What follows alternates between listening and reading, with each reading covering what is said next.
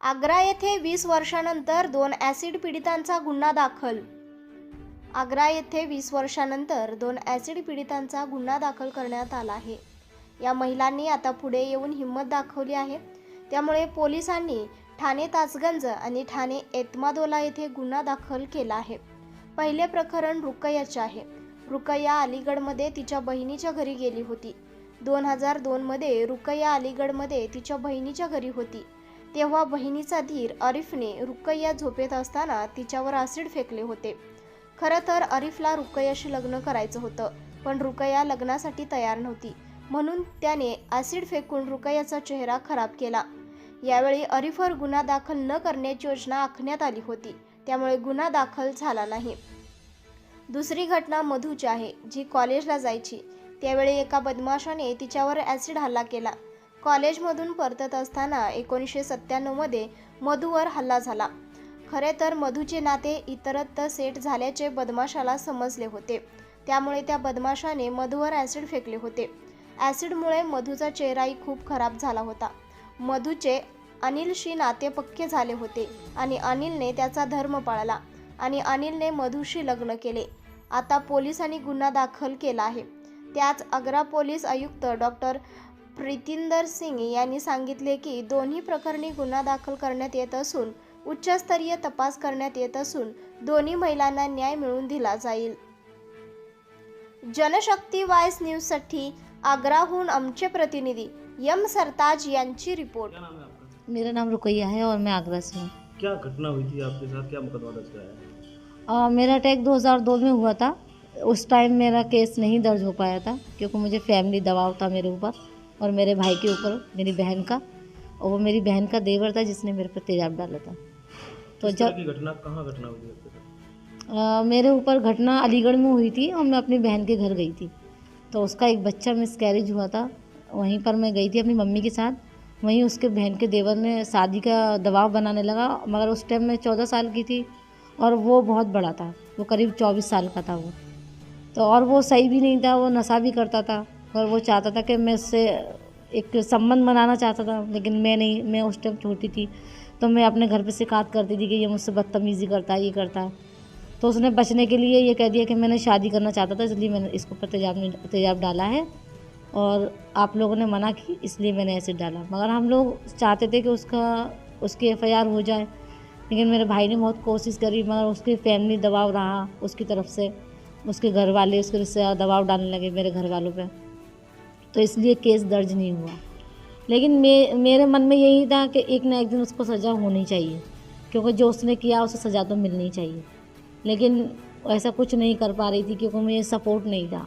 और आज मुझे शिरोज़ हैंगआउट में मैं 2016 से जुड़ी हूँ, तो उन लोगों ने मेरी काफ़ी इस जगह मेरी सपोर्ट किया मुझे। और मैं आगरा पुलिस कमिश्नर से मिली, उन्होंने कहा तत्काल में इनका FIR होनी चाहिए और उनकी काफ़ी उन्होंने मदद की और आज मेरी FIR हुई है। तो मैं बहुत खुश हूँ और उनकी मैं शुक्रगुजार हूँ। मेरा नाम मधु है और मेरे पर अटैक हुआ था 1997 में। मैं कॉलेज से अपने घर आ रही थी तो किसी मनचले ने मेरे ऊपर एसिड अटैक कर दिया और उस वक्त मेरी FIR दर्ज नहीं हो पाई थी क्योंकि घर पर कोई सपोर्ट करने वाला नहीं था। अगर सपोर्ट करने वाला तो हो सकता है रिपोर्ट हो जाती। और अब मैं 6 तारीख को कमिश्नर सर से मिली थी और उन्होंने हमारी FIR दर्ज कराई। उन्होंने कहा कि आपको जितना भी बेनिफिट है, जो भी हम आपकी मदद कर सकते हैं तो वो आपकी मदद करेंगे और आपका पूरा सपोर्ट करेंगे। फिर शादी कैसे हुई आपकी? मंगनी अटैक से पहले हुई थी, लेकिन उन्होंने बोला कि अगर शादी के बाद ऐसा होता मैं घर से बाहर थोड़ी ना निकाल देता। अगर मेरे पे भी होता तो ये तो ना मुझे छोड़ के चली आई। शादी करूँगा तो मैं इसी से ही करूँगा, चाहे कुछ भी हो जाए। ससुराल वाले उस समय शादी के पक्ष में थे? नहीं, ससुराल वाले शादी के पक्ष में नहीं थे क्योंकि मेरा फेस ख़राब हो गया था, तो इस वजह से वो कह रहे थे कि इसका फेस ख़राब हो गया है, तू ऐसी से शादी करेगा, नहीं हमें पसंद नहीं है। तो इन्होंने कहा तुम्हारी पसंद से क्या है, ज़िंदगी तो मुझे गुजारनी है ना इसके साथ में, तो पसंद नापसंद मेरी होगी, आपकी थोड़ी ना होगी। मामले में मुकदमा दर्ज किया गया, काफ़ी लंबे समय बाद भी साथ।